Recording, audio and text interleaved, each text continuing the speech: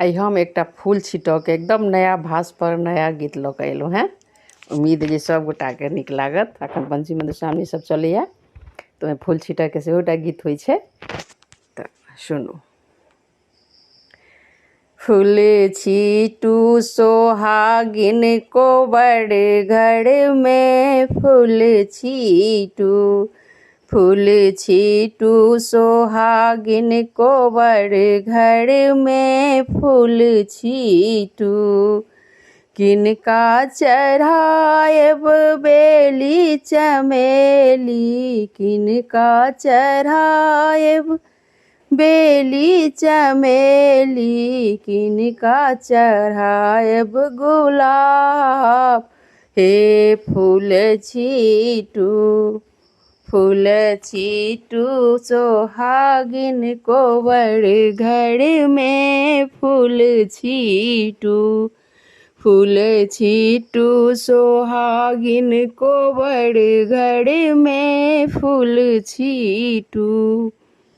शंकर चढ़ाएब बेली चमेली, शंकर चढ़ाएब बेली चमेली, गौरी चढ़ाएब गुलाब।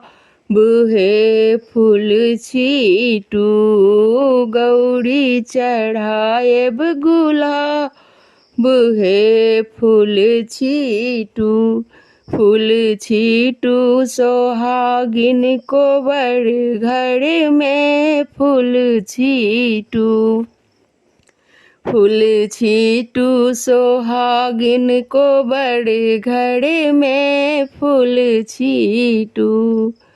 किनका समांगब अन्न धन लक्ष्मी, किनका समांगब अन्न धन लक्ष्मी, किनका समांगब सोहाग।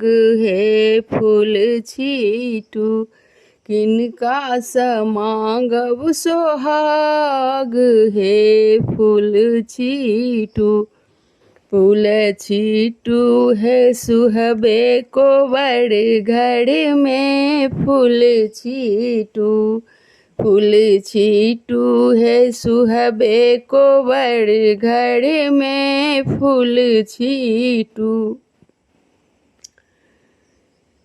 विष हरि समांगब अन्न धन लक्ष्मी, शंकर समांगब अन्न धन लक्ष्मी, गौरी समांगब सोहाग।